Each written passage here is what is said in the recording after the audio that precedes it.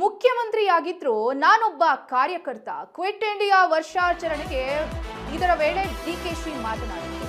ಅಧಿಕಾರ ಯಾವತ್ತೂ ಶಾಶ್ವತವಲ್ಲ ಎಂದ ಡಿಕೆಶಿ. ಮುಖ್ಯಮಂತ್ರಿಯಾಗಿದ್ರು ಕೂಡ ನಾನು ಒಬ್ಬ ಕಾರ್ಯಕರ್ತ. ಕ್ವಿಟ್ ಇಂಡಿಯಾ ವರ್ಷಾಚರಣೆ ಡಿಕೆಶಿ ಮಾತನಾಡಿದರು. ಕಾರ್ಯಕರ್ತರಿಂದಲೇ ಪಕ್ಷ ನಡೆಯೋದು, ಪಕ್ಷದಿಂದಲೇ ದೇಶ ಎಂದು ಸ್ವಾತಂತ್ರ್ಯಕ್ಕೆ ಮುನ್ನುಡಿ ಬರೆದ ಪವಿತ್ರ ದಿನ. ನಿನ್ನೆ ಆಗಸ್ಟ್ 8 ಕ್ವಿಟ್ ಇಂಡಿಯಾ ಚಳವಳಿಯ ದಿನ. ಹಾಗಾಗಿ ಮಾತನಾಡಿರುವಂತದ್ದು ಡಿಕೆ ಶಿವಕುಮಾರ್ ಅವರು. ಕಾರ್ಯಕರ್ತರಿಂದಲೇ ಪಕ್ಷ, ಪಕ್ಷದಿಂದಲೇ ದೇಶ. ಇಂದು ಸ್ವಾತಂತ್ರ್ಯಕ್ಕೆ ಮುನ್ನುಡಿ ಬರೆದ ದಿನ. ಕಾರ್ಯಕರ್ತರ ಹೆಗಲ ಮೇಲೆ ಸದಾ ತ್ರಿವರ್ಣವಿರುತ್ತದೆ. ಕಾಂಗ್ರೆಸ್ ಪಕ್ಷ ಎಂದಿಗೂ ಯಾರ ಮುಂದೆಯೂ ಬಗ್ಗೋದಿಲ್ಲ. ಕ್ವಿಟ್ ಇಂಡಿಯಾ ಕಾರ್ಯಕ್ರಮದಲ್ಲಿ ಡಿಕೆ ಶಿವಕುಮಾರ್ ಹೇಳಿಕೆಯನ್ನ ನೀಡಿದರು.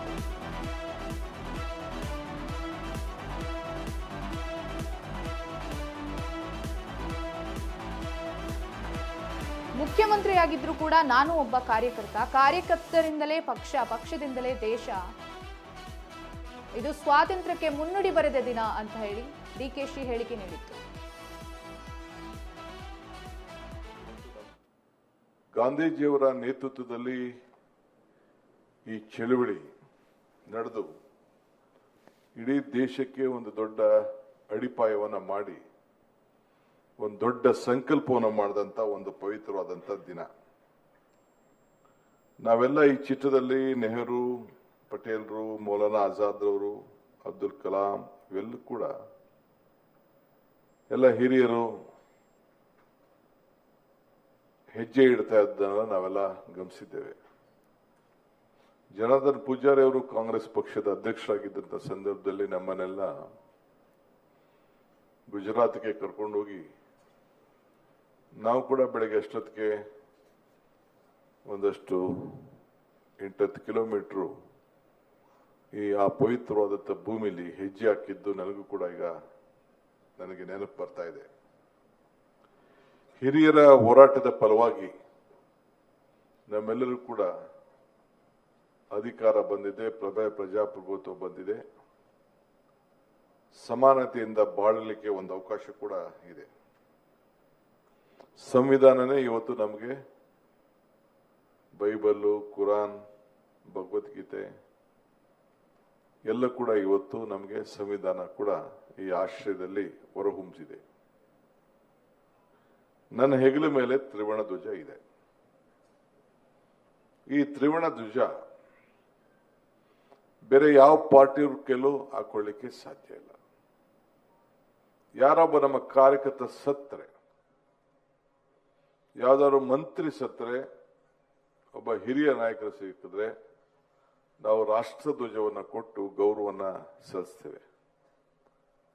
ಆದರೆ ಈ ತ್ರಿವರ್ಣ ಧ್ವಜ ನನ್ನ ಹೆಗಲ ಮೇಲೆ ಏನಿದೆ, ಪ್ರತಿಯೊಬ್ಬ ಕಾರ್ಯಕರ್ತರು ಕೂಡ ಗೌರವ ಕೊಡುವಂತ ಒಂದು ಪವಿತ್ರವಾದಂತ ಈ ಧ್ವಜವನ್ನ ಕಾಂಗ್ರೆಸ್ ಪಕ್ಷ ನಿಮ್ಮೆಲ್ಲರೂ ಕೂಡ ಕೊಟ್ಟಿದೆ.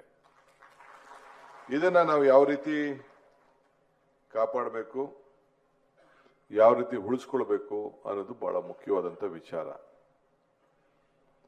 ಕಾಂಗ್ರೆಸ್ ಪಕ್ಷ ಯಾವತ್ತು ಜಗ್ಗಲ್ಲ, ಕುಗ್ಗಲ್ಲ, ಬಗ್ಗಲ್ಲ. ಇದು ತಾವೆಲ್ಲ ಗಮನದಲ್ಲಿ ತಾವು ಇಟ್ಕೊಳ್ಬೇಕು. ಈ ರಾಜ್ಯದಲ್ಲಿ ಕಾಂಗ್ರೆಸ್ ಸರ್ಕಾರ ಅಧಿಕಾರಕ್ಕೆ ಬಂದಿದೆ. ದೇಶದಲ್ಲಿ ಒಂದು ದೊಡ್ಡ ಷಡ್ಯಂತ್ರ ನಡೀತು. ಗಾಂಧಿ ಕುಟುಂಬನ ಕಾಂಗ್ರೆಸ್ನ ಹೊರಗಾಕ್ಬೇಕು ಅಂತೇಳಿ ಅನೇಕ ಪಕ್ಷಗಳು ದೊಡ್ಡ ದೊಡ್ಡ ತೀರ್ಮಾನಗಳು ಮಾಡಿ ನಮ್ಮ UPA ಸರ್ಕಾರನ ನಾವೆಲ್ಲ ಸೋಲ್ಬೇಕಾದಂತ ಒಂದು ಪರಿಸ್ಥಿತಿ ಬಂತು. ಆದ್ರೂ ಕೂಡ ನಮ್ಮ ಇಂಡಿಯಾ ಒಕ್ಕೂಟ ಒಂದು 25-26 ಸೀಟಿಂದ ನಮ್ದು ಕಡಿಮೆ ಆಯಿತು. ಆದರೆ ರಾಜಕಾರಣದಲ್ಲಿ ಯಾರಿಗೂ ಅಧಿಕಾರ ಶಾಶ್ವತ ಅಲ್ಲ, ಪಕ್ಷಗಳಿಗೂ ಅಲ್ಲ, ವ್ಯಕ್ತಿಗೂ ಅಲ್ಲ.